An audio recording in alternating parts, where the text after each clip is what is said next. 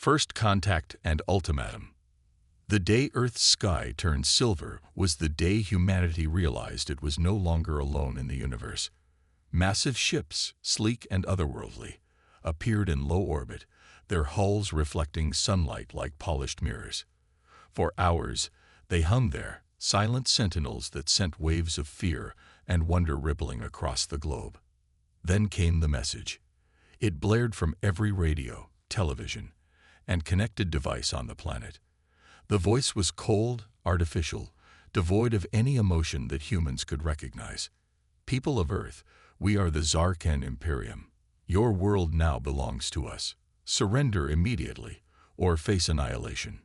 In the United Nations Emergency Session Chamber, world leaders gathered in stunned silence.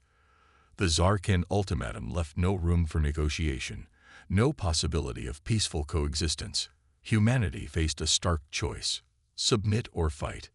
General Elena Vasquez, recently appointed head of Earth's hastily formed Unified Defense Command, stood before the assembly. Her weathered face, etched with lines of experience, betrayed no fear as she addressed the room. Ladies and gentlemen, we stand at the precipice of our greatest challenge. The Zarkan believe us weak, divided, easy prey. They expect us to roll over, to give up everything we've built, everything we are. She paused, her gaze sweeping the room. They're wrong. A murmur rippled through the assembly. Vasquez continued, her voice gaining strength. Humanity has faced extinction-level threats before. We've survived ice ages, plagues, and our own destructive tendencies.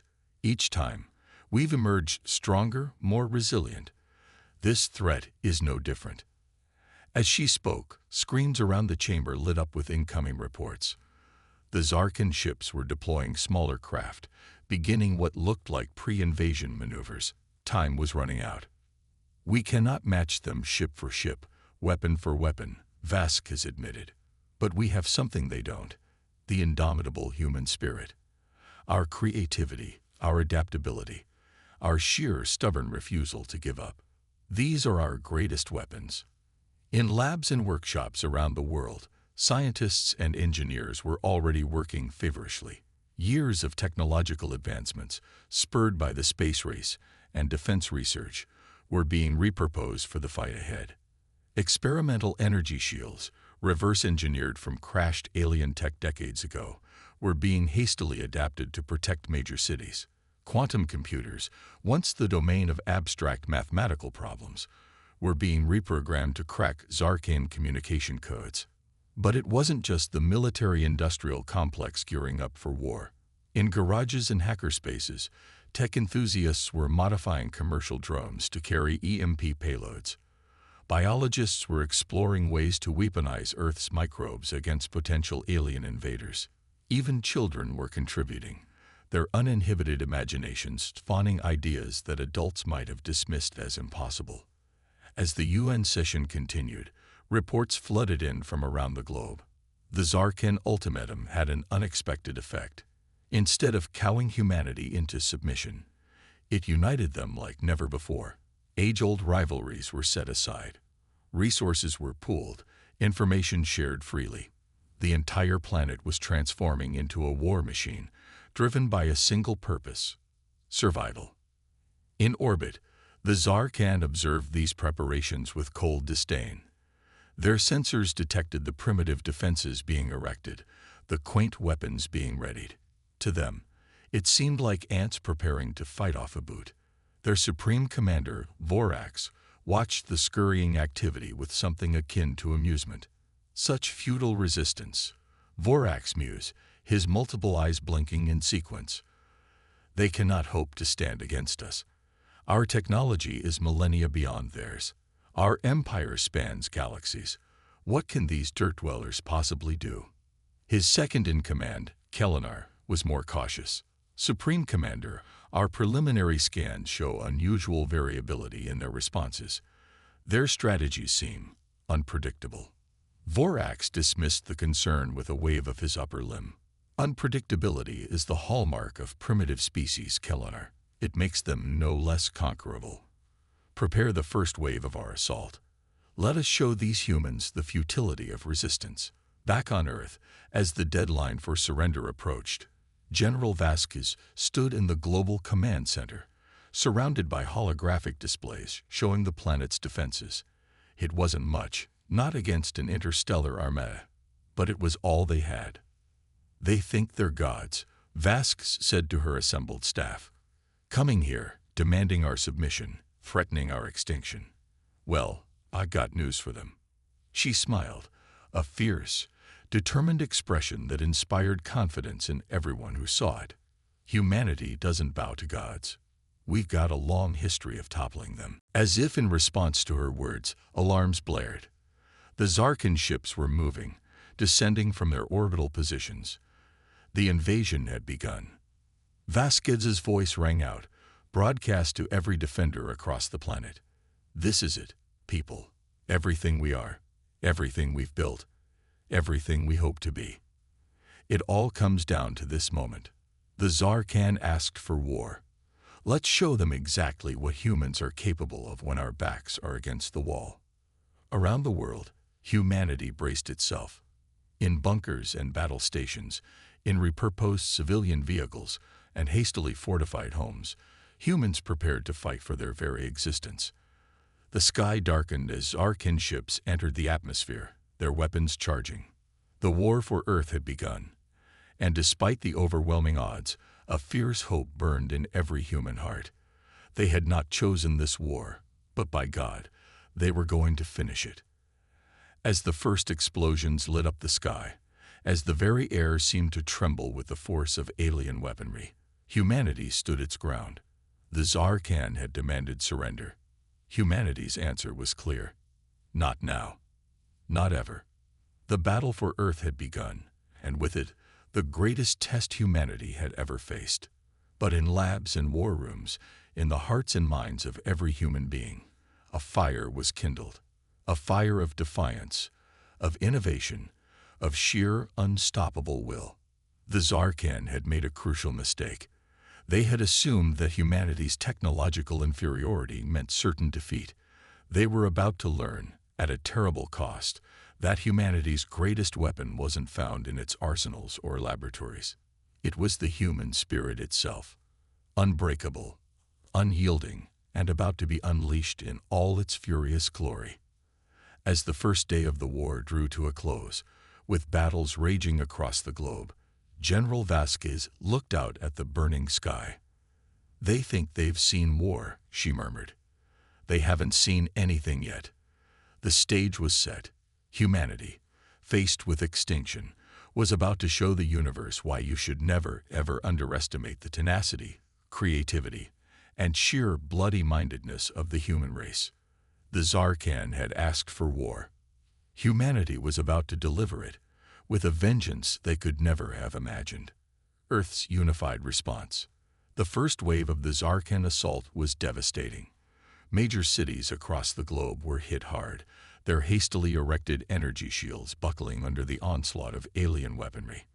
But even as buildings crumbled and fires raged, humanity's response was anything but defeated. In the ruins of what was once downtown Los Angeles, a group of survivors emerged from the subway tunnels. Led by Dr. Samira Patel, a brilliant nanotechnology researcher, they carried with them an array of makeshift devices. "All right, people," Dr. Patel called out, her voice steady despite the chaos around them. "Remember the plan.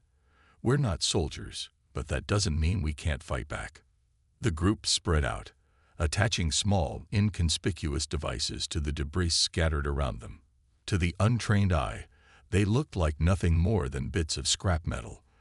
But as the Zarkan ground forces moved in, sweeping the area for survivors, these devices sprang to life. Swarms of nanobots, each no bigger than a grain of sand, poured out of the devices. They swarmed over the alien troops, infiltrating the seams of their armor, disrupting their communication systems, and gumming up their weapons. The Zarkan soldiers, caught off guard by this invisible threat, fell into disarray. Dr. Patel watched with grim satisfaction as the aliens retreated, their seemingly invincible technology rendered useless by human ingenuity. "That's right," she muttered. Run back to your ships and tell your leaders that Earth isn't going down without a fight." Similar scenes were playing out across the globe. In the mountains of Switzerland, a team of hackers led by the enigmatic Ghost, a former black hat turned cyber defense specialist, launched a relentless assault on the Zarkin's digital infrastructure. "Their systems are advanced," Ghost said, fingers flying over holographic keyboards, "but they're not infallible. They rely too heavily on predictable algorithms. That's their weakness." With each passing hour, Ghost and her team made progress. They couldn't bring down the Zarkin network entirely, but they could disrupt it, introduce chaos into their carefully coordinated attacks. Alien ships would suddenly veer off course, their weapon systems misfiring or shutting down entirely. In orbit, Supreme Commander Vorax watched with growing unease as reports of failures and setbacks poured in. "This is impossible," he snarled, all four of his arms gesticulating in agitation. "How can these primitives be causing us such trouble?" Kelnar, his second-in-command, approached cautiously. "Supreme Commander, our initial assessments may have been flawed.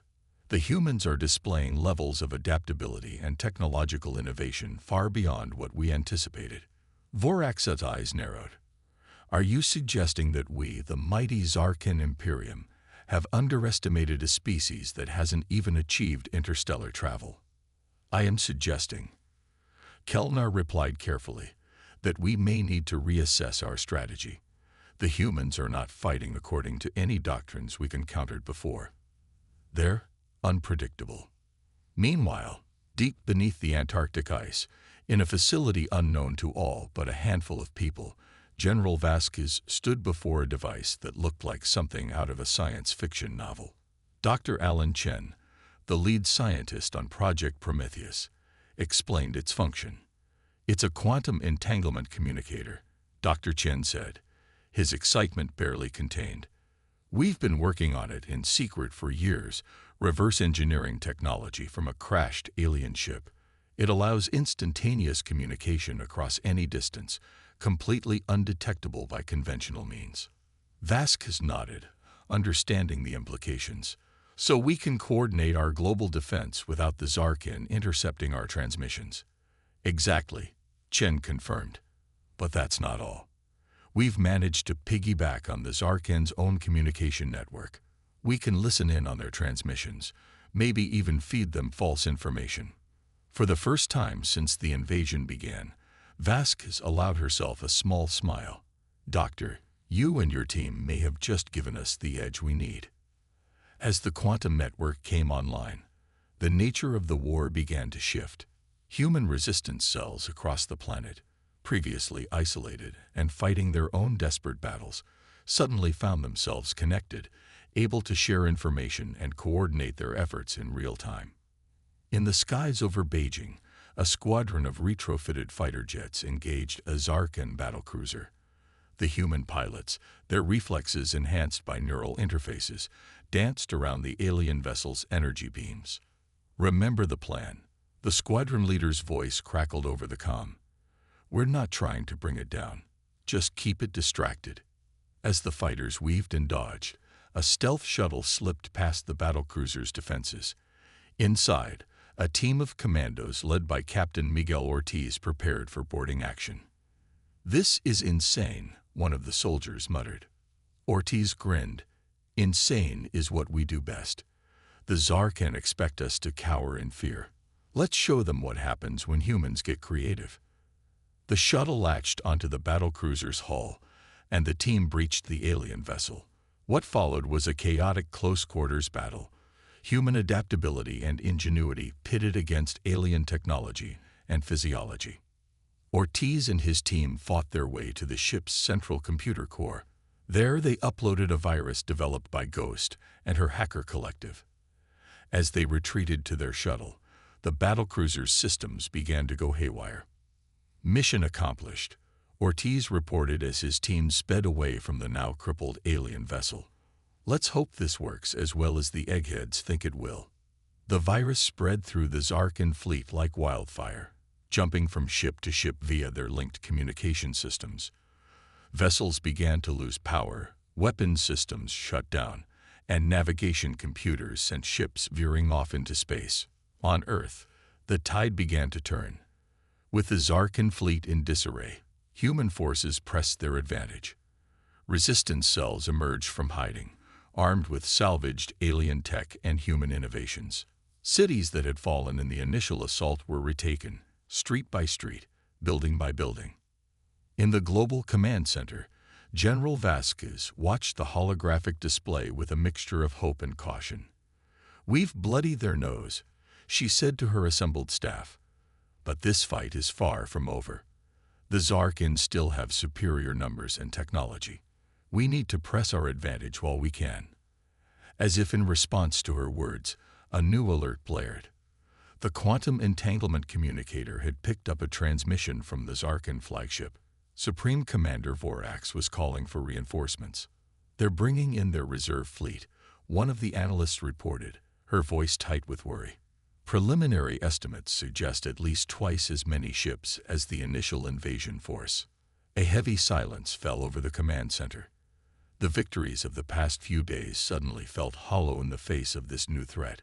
But Vasquez's expression remained determined. "We knew this wouldn't be easy," she said, her voice carrying to every corner of the room. "But we've proven that the Zarkan aren't invincible. We've shown them that humanity isn't just going to roll over and die." She turned to face her team, her eyes blazing with fierce determination. "Now we need to show them why picking a fight with humanity was the biggest mistake they've ever made. I want every scientist, every engineer, every creative mind we have working on new ways to fight these bastards. We've surprised them once. Let's do it again." As her words echoed through the command center, as they were relayed to resistance cells and military bases around the world, a new wave of determination swept through the human forces. The Zarkan might be bringing in reinforcements, but humanity was just getting started. The next phase of the war was about to begin, and with it, humanity's chance to prove once and for all that they were a force to be reckoned with in the galaxy. In labs and workshops, in hidden bunkers and reclaimed cities, humans of all backgrounds worked tirelessly, pushing the boundaries of science and technology. The Zarkan had started this war, but humanity was determined to end it. As the alien reinforcements approached, Earth prepared for the fight of its life. But this time, they were ready. This time, they had hope. The Zarkan were about to learn a harsh lesson. When you corner humanity, when you threaten everything they hold dear, you'd better be prepared for the fury of their response. The war for Earth was far from over. In fact, it was just beginning. The counterattack begins. As the Zarkan reinforcements approached Earth, the planet buzzed with frantic activity. Humanity, having tasted its first victories, was not about to relinquish its hard-won momentum. In laboratories, factories, and makeshift workshops around the globe, a new phase of human ingenuity was taking shape. Dr. Samira Patel stood in her hastily reassembled nanotech lab, surrounded by a team of scientists from diverse fields. "The key," she explained, gesturing to a holographic model, "is to think beyond conventional warfare. The Zarkan expect us to fight like them. We need to change the rules of engagement entirely." Her team had been working around the clock, pushing the boundaries of nanotechnology.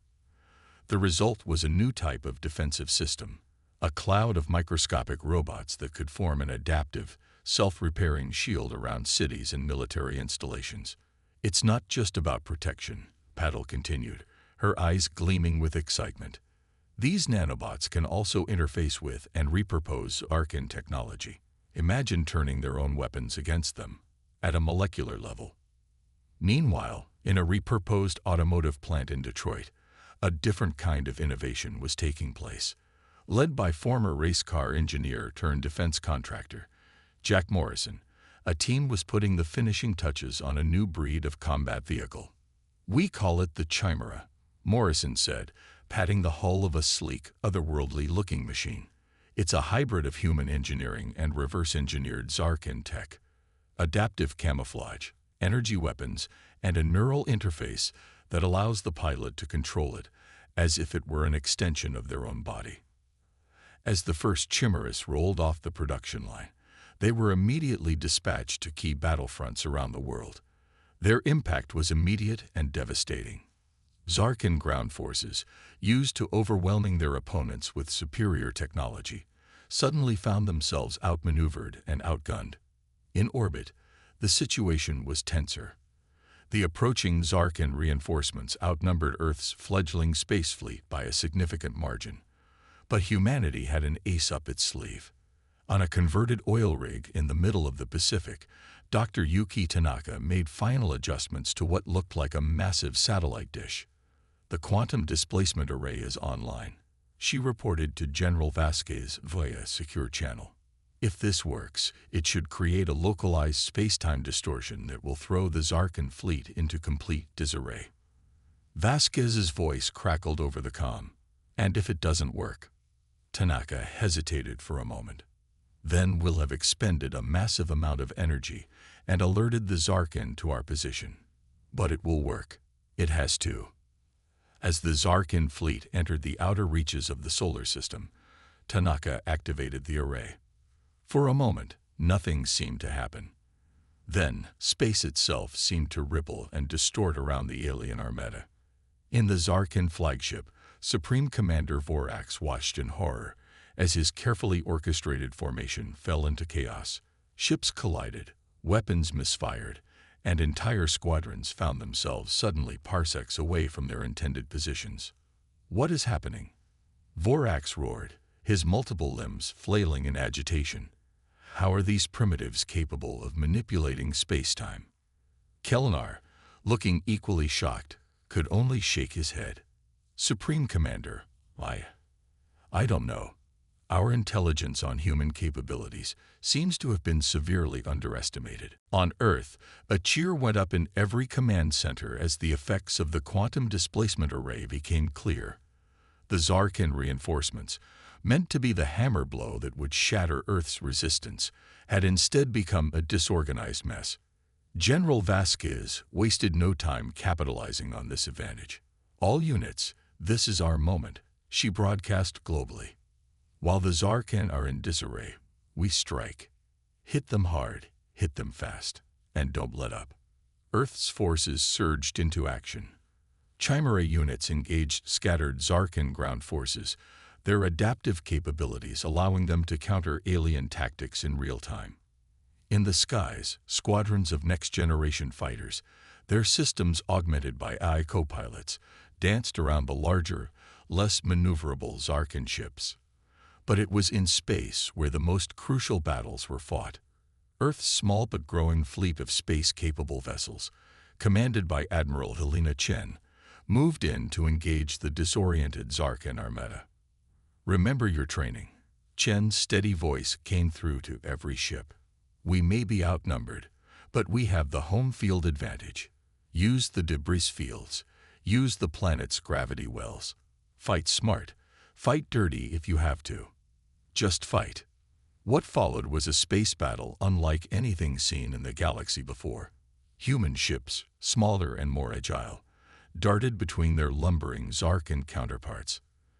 They used asteroids as cover, slingshot around planets to gain momentum, and employed unconventional tactics that left the alien commanders baffled. On one of the lead human ships, Captain Zara Okoi watched as her crew coordinated their attacks with a precision that would have been impossible just weeks ago. The quantum entanglement communicator allowed for instantaneous coordination between all Earth forces, giving them a decisive edge in maneuverability and response time. Target their flagship, Okoi ordered, her eyes fixed on the massive Zarkan vessel at the heart of the enemy fleet. All ships, converge and fire on my mark. As the human fleet moved into position, the Zarkan finally began to rally. Their superior numbers were starting to tell, despite the initial confusion caused by the quantum displacement array.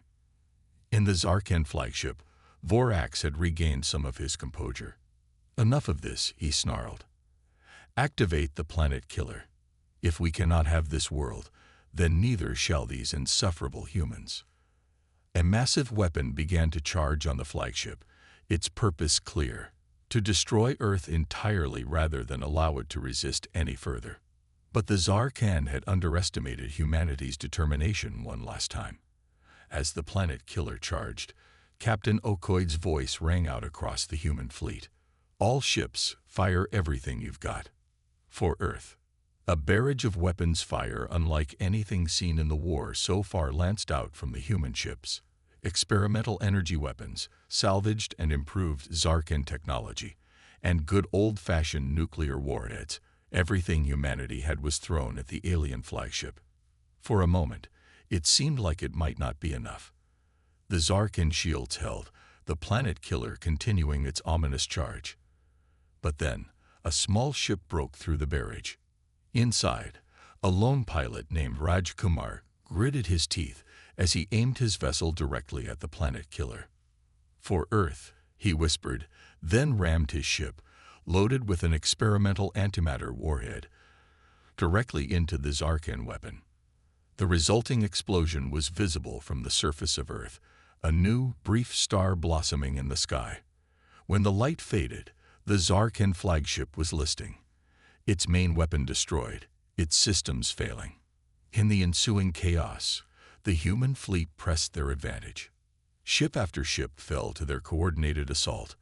On the flagship's bridge, Supreme Commander Vorax watched in disbelief as his supposedly invincible armada crumbled before this species he had dismissed as primitive.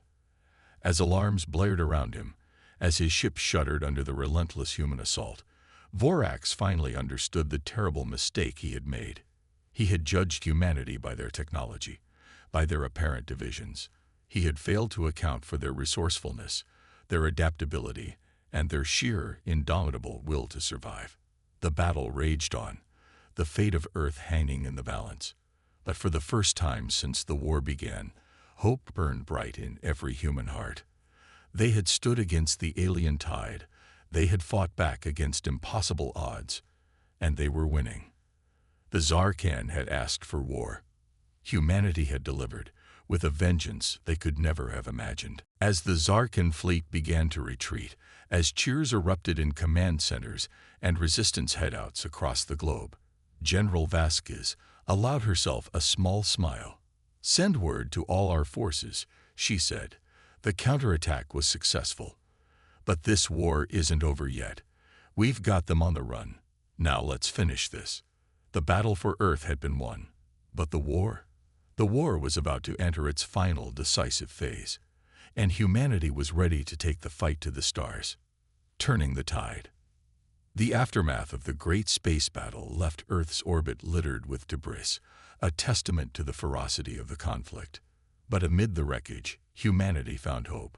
They had stood against the full might of the Zarkhan Imperium and emerged victorious. Now it was time to press their advantage. In the Global Command Center, General Vasquez addressed the leaders of Earth's united forces. "We've won a significant victory," she began, her voice carrying the weight of their hard-fought success. "But the war is far from over. The Zarkhan still have vast resources at their disposal. We need to take the fight to them before they can regroup." Dr. Alan Chen stepped forward, activating a holographic display. "Using data gleaned from captured Zarkhan ships, we've managed to locate their nearest major base." The display showed a massive space station orbiting a distant gas giant. "We believe this is where they're coordinating their forces in this sector of space." "Then that's our target," Vasquez declared. "But how do we get there? Our ships don't have the range for interstellar travel."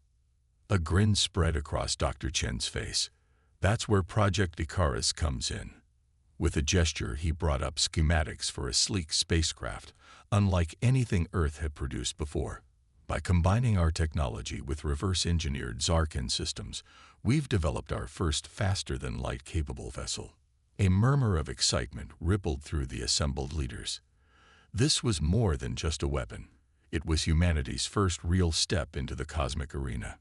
As preparations for the assault on the Zarkhan base began, Earth continued to innovate at a breakneck pace. The integration of alien technology with human ingenuity was producing advancements that would have seemed like science fiction just months ago. In orbit, the construction of Earth's first space dock neared completion.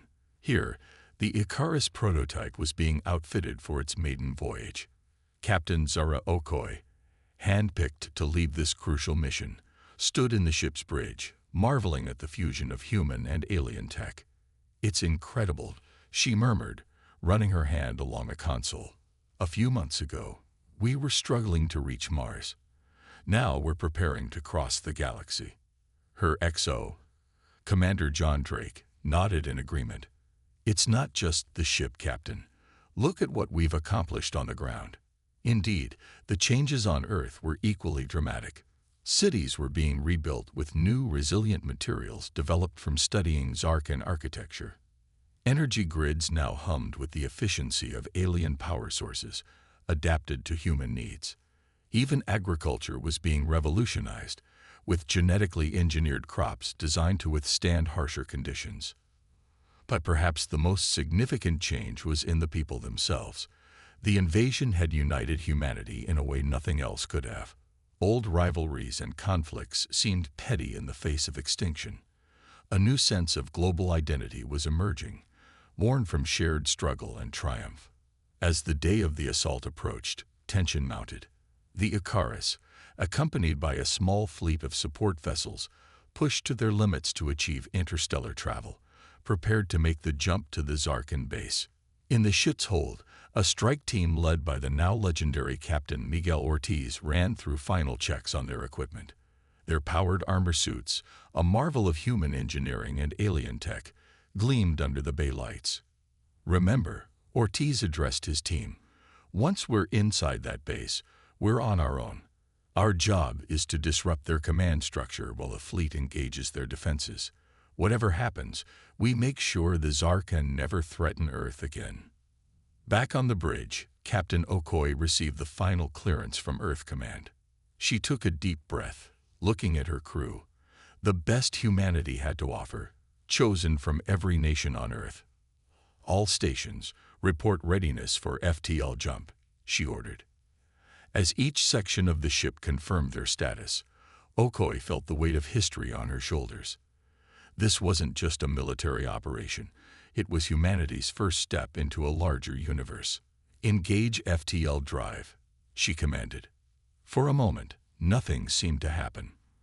Then, with a flash of light and a sensation that defied description, the Icarus and its support fleet vanished from Earth's solar system. They reappeared moments later in orbit around a massive gas giant, the Zarkan space station looming before them. For a split second, there was silence as both humans and Zarkan registered the sudden appearance of the Earth fleet. Then all hell broke loose. "All ships, engage." Okoye's voice rang out across the fleet. "Ortiz team, you have a go for insertion." The battle erupted with a ferocity that dwarfed even the conflict over Earth. Human ships, though outnumbered, fought with a desperation and creativity that kept the Zarkan off balance. On the station, alarms blared as Ortiz and his team breached the outer defenses. They moved through the alien corridors like ghosts, their adaptive camouflage and EMP weapons leaving a trail of confused and disabled Zarkan in their wake. "We're approaching the central command hub," Ortiz reported, his voice slightly distorted by the quantum entanglement comm. "Encountering heavy resistance, requesting orbital support." Captain Okoye, her ship locked in a deadly dance with Zarkan cruisers, nodded grimly. "Understood. Firing solutions uploaded. Danger close, Captain Ortiz. Good luck." Precision strikes from the Icarus rocked the station, creating the diversion Ortiz and his team needed to breach the command center. What followed was a chaotic close-quarters battle, human adaptability pitted against Zarkan biological enhancements. In the midst of the fighting, Ortiz spotted a familiar figure, Supreme Commander Vorax, orchestrating the Zarkan defense with frantic gestures of his multiple limbs. Their eyes met across the chaos of the battle. In that moment, Vorax finally understood the terrible miscalculation he had made. These weren't primitives to be conquered. These humans were a force of nature, unstoppable in their drive to survive and thrive. As Ortiz's team secured the command center and the human fleet gained the upper hand outside, a new message broadcast across all frequencies. It was General Vasquez, speaking from Earth to the Zarkan forces. Your invasion has failed. Your fleets are in ruins. But we are not like you. We do not seek to conquer or destroy. Surrender now, and we can end this conflict. Persist, and we will have no choice but to continue this war to its bitter end. The choice is yours. In the command center of the Zarkan station, Supreme Commander Vorax, now surrounded by human soldiers, closed his eyes in defeat. With a gesture of his upper limbs, he signaled his surrender. The battle wasn't over. Pockets of resistance would continue for some time. But the turning point had been reached. Humanity had not just defended their home. They had taken the fight to the enemy and emerged victorious. As the news of the victory spread, celebrations erupted across Earth. But in command centers and government halls, leaders knew that this was more than just a military triumph. It was the dawn of a new era for humanity. They had faced extinction and emerged stronger. They had united in the face of overwhelming odds. And now, with the stars within their reach, humanity stood ready to take its place in the galactic community. The war that the Zarkan had started was ending, but humanity's journey, it was just beginning. Triumph of human ingenuity. The days following the decisive battle at the Zarkan base were a whirlwind of activity. As news of the victory spread across human and Zarkan space alike, the implications of this conflict began to ripple through the galactic community. On Earth, the mood was one of cautious celebration. Humanity had survived its trial by fire, but the cost had been immense. Cities lay in ruins, millions had been lost, and the very face of the planet had been altered by the war. Yet amid the destruction, there was an undercurrent of hope and determination. In what was once Central Park in New York, now a sprawling refugee camp and reconstruction hub, Dr. Samira Patil oversaw the deployment of her latest innovation. Swarms of nanobots, glowing faintly blue, swept through the area, clearing debris, and beginning the process of rebuilding at a molecular level. It's amazing, a young volunteer marveled, watching a collapsed building slowly reassemble itself. A few months ago, this would have seemed like magic. Patil smiled, though her eyes held a hint of sadness. The war forced us to innovate in ways we never thought possible. Now we need to make sure we use these advancements for the betterment of all humanity. Similar scenes were playing out across the globe. The integration of Zarkan technology with human ingenuity was revolutionizing every aspect of life. Medical nanobots were eradicating diseases that had plagued humanity for millennia. Terraforming technology, adapted from Zarkan planetary conquest tools, was being used to restore ecosystems damaged by centuries of human activity. In orbit, the Icarus docked with the newly completed International Space Station Alpha, a massive structure that dwarfed its predecessor. Captain Zara Okoye stepped onto the station, greeted by a delegation of scientists and diplomats from across the globe. "Welcome back, Captain," General Vasquez said, shaking Okoye's hand. "Your mission was a turning point not just in the war, but in human history." Okoye nodded solemnly. "Thank you, General. But what happens now? We've defeated the Zarkan, but we've also announced our presence to the galaxy at large. Are we ready for what comes next?" Vasquez gestured for Okoye to follow her to a large viewing window. Earth hung below them, beautiful and fragile. "That's precisely why I've called this meeting. We're at a crossroads, and the decisions we make now will shape humanity's future among the stars." The conference room was filled with leaders from every nation, as well as key figures who had emerged during the war. Dr. Chen, Ghost, Captain Ortiz, faces that had become synonymous with Earth's resistance and ultimate victory. As discussions began, it became clear that humanity's path forward would not be a simple one. The Zarkan threat had been neutralized, but the captured Supreme Commander Vorax had revealed unsettling truths about the wider galactic community. "There are other powers out there," Vorax had told his interrogators, a mix of resignation and warning in his multifaceted eyes, some more benevolent than the Imperium, others far worse. Your victory over us has not gone unnoticed. They will be coming, whether to welcome you or to test your strength for themselves. This information shaped the debate raging in the conference room. Some argued for isolation, for focusing on rebuilding Earth and establishing defenses against future threats.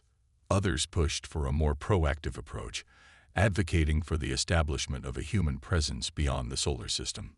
In the end, a middle path was chosen. Earth would rebuild, yes, but it would also reach out. The Icarus and sister ships already under construction would form the core of an exploratory fleet. Their mission: to make peaceful contact with other civilizations while also scouting for potential colony worlds.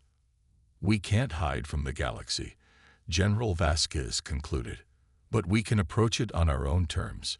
We'll extend a hand in peace, but we'll do so from a position of strength. As the conference concluded, a new era of human history began to take shape. The United Earth Government was formalized, a federation of nations united by their shared cosmic destiny. Resources once poured into national militaries were redirected towards space exploration and defense. In the Sahara Desert, now verdant thanks to terraforming technology, the first of many massive arcology cities began to rise. These self-contained urban environments would house millions, built with sustainability and defense in mind. Across the globe, education systems were overhauled to prepare the next generation for life as a spacefaring civilization. Virtual reality systems, developed for combat training during the war, were repurposed to give students hands-on experience with alien environments and technologies. And in laboratories and workshops around the world, human scientists and engineers continued to push the boundaries of what was possible. The quantum displacement array was refined into a shield system capable of protecting entire planets. Fusion power, catalyzed by insights gained from Zarkin energy systems, promised to end energy scarcity once and for all. 6 months after the end of the war, humanity was ready to take its next big step. On a clear morning, millions gathered in person, and billions more watched virtually as the Icarus and its sister ship, the Daedalus, prepared for their maiden voyages of exploration. Captain Okoye stood on the bridge of the Icarus, her crew a representation of Earth's diversity. As final checks were completed, she opened a channel to Earth. "This is Captain Zara Okoye of the UES Icarus. We are ready to depart on humanity's first mission of galactic exploration. We go in peace, seeking new friends among the stars. But we also go as representatives of a humanity that has proven its strength and resilience. Whatever we find out there, we face it together, as one people, one planet." With a flash of energy, the Icarus and Daedalus vanished into FTL, carrying humanity's hopes and dreams to the stars. Back on Earth, in a secure facility deep beneath the Antarctic ice, Supreme Commander Vorax watched the launch on a view screen. His guards, once wary, now looked at him with a mixture of pity and curiosity. "You still don't understand, do you?" Vorax said, more to himself than to his guards. "You think you've won, that you're ready for what's out there, but you've only seen a fraction of what the galaxy holds." One of the guards, a young lieutenant, responded, "Maybe we don't know everything that's out there, but we've learned that together we can face anything. That's what you never understood about us." Vorax turned his alien eyes to the human. "Perhaps," he admitted, "perhaps that is why you defeated us. And perhaps that is why you might just survive what's coming." As the Icarus and Daedalus ventured into the unknown, as Earth continued its journey of rebuilding and advancement, humanity stood on the brink of a new chapter in its history. They had faced extinction and emerged stronger. They had united in the face of overwhelming odds. And now, with the galaxy opening up before them, they were ready to take their place among the stars. The war that the Zarkan had started was over. But humanity's greatest adventure, it was just beginning. In labs and shipyards, in classrooms and government halls, the spirit that had allowed humanity to triumph continued to burn bright. They had been forged in the crucible of an interstellar war, tempered by adversity, and emerged as something new. A spacefaring civilization, ready to face whatever challenges the cosmos might bring. The Tsar Khan had asked for war, and humanity had delivered with a vengeance they could never have imagined. But in doing so, they had discovered something far more valuable than mere victory. They had found their place in the universe, and a unity of purpose that would carry them to the stars and beyond. As the Icarus and Daedalus disappeared into the depths of space, a new chapter in human history began. Whatever lay ahead, humanity would face it together, armed with the indomitable spirit and boundless creativity that had seen them through their darkest hour. The stars awaited, and humanity was ready.